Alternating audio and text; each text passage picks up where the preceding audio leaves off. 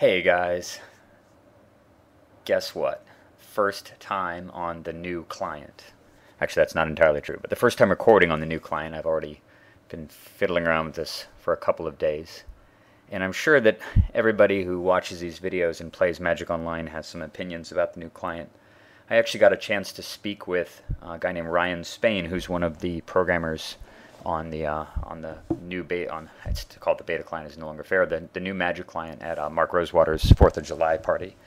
And I expressed some of my concerns, and he definitely told me that it's a work in progress, but there are many features about it that people either don't know or don't appreciate yet that they'll come to love.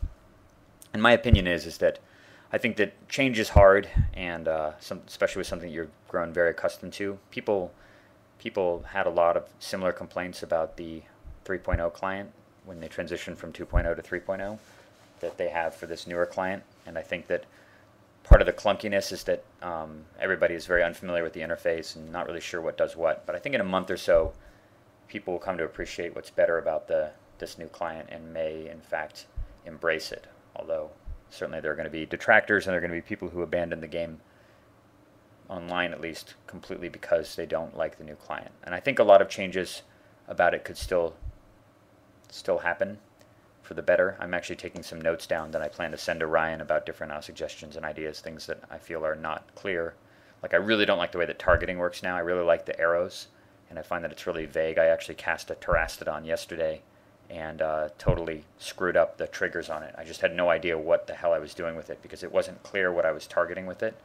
The only way it acknowledged that I had actually assigned new targets was that it asked me for the second and then the third target. And that's something I only figured out the second time it came into play. The first time I only managed to kill one land with it. So there's going to be a lot of growing pains with it.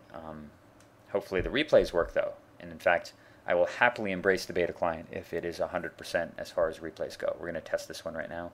It's not the best of game, but I figured it would be fun to just step through. That's interesting. Okay. Maybe this is... Okay, this looks like the step-by-step. So I've got Edric, and I'm up against... I guess I have to show you. There he is. Move him over here. Oh, I can't even do it. Alright, what are you, buddy? It's this guy, Brago, king of something or other. I've been seeing this guy a lot. I mean, I guess people can build decks around him. I haven't really been all that impressed. I mean, he has the same casting cost as Grand Arbiter, and he's clearly worse.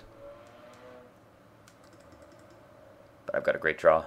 It allows me to deploy Hatchling and Cloud of Fairies turn 2. As well as then cast Edric on turn 3. And I can even do like cool Scrib Ranger shenanigans with it because I've got Arbor Elf. Alright, drew Terastodon actually, speaking of him. Bash. One thing I don't like is that there's apparently no way to keep your lands all separate. So if you have multiple basic lands in play of the same type, they all just pile up on top of each other, which is annoying as hell. Because I like having them spread out so I can see how much mana I have at a glance, as well as tap it easier. Plea for power. Time walk or draw 3. And it's his choice, basically, as the way that all Will of the Council cards work. And I decide I don't really want him to time walk, and I don't really want him to draw 3 either. So I'm just going to counter that. Since I plan to just cast Edric next turn anyway, so I can get the Scrib Ranger out. Doing a little tappy-tappy on shenanigans. I don't have another land. Jace, that's awfully nice.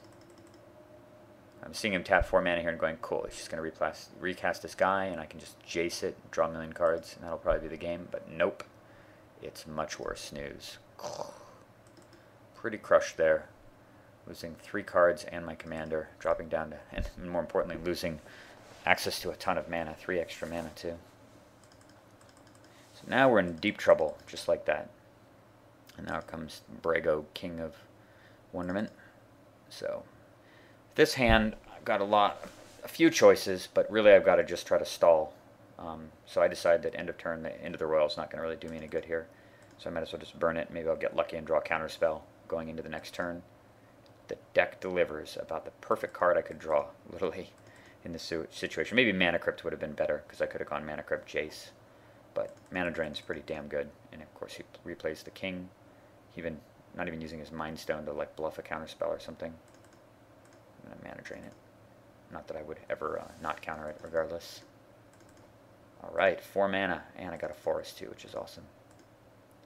I'm going to Jace. I get a strip mine and all this good stuff. So I'm going to throw back the big guys. Use the last mana to blow up the Mind Stone. Play Sky Hussar. Okay. So it's a guy. That's certainly a guy. But it's not scary. So I put it back in his hand, and now I can actually strip mine him and keep him off. He didn't play a land this turn, so I can actually keep him off 5 mana here too. I can strip mine and play Glenalendra with a blue floating, so he can't even Wrath or do anything like that.